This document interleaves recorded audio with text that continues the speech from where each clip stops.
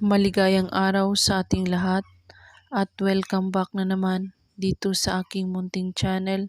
Panibagong araw, panibagong video na naman tayo.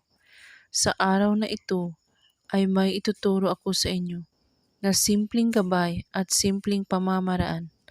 At kung baguhan ka sa channel na ito, ay huwag kalimutang mag-subscribe at i-click ang notification bell para lagi kayong updated sa mga bago kong videos na i-upload. Habang buhay ang talab nito. Napakatindi ang spell na ito dahil kapag ginawa mo ito sa kanya, hindi siya magsawa sa iyong pag-ibig.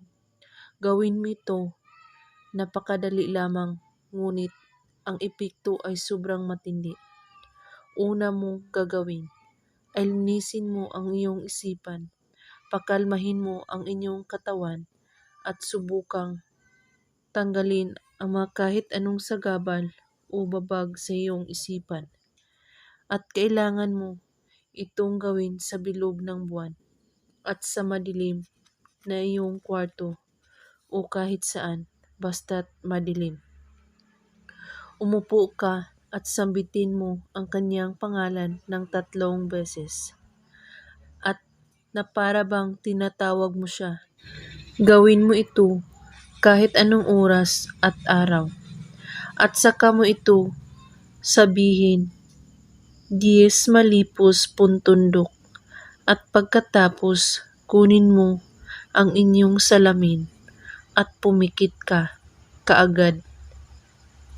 Sabihin mo ito, tulungan mo ako. Ito lamang ang aking hiling na siya ay aking maangkin at ibigay siya sa akin. At ito lang ang alay ko, tanggapin mo.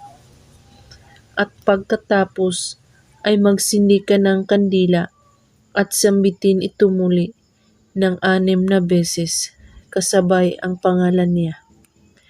Alimangali, Zor, Kritia. At pagkatapos, ihipan mo ang kandila at itago mo ang natira na kandila at kalimutan mo na may ginawa kayong ritual. Ulit-ulitin ito kada bilog ng buwan. At kung may katanungan po kayo ay magko-comment lang po sa baba. Maraming salamat sa panunood. May God bless us all.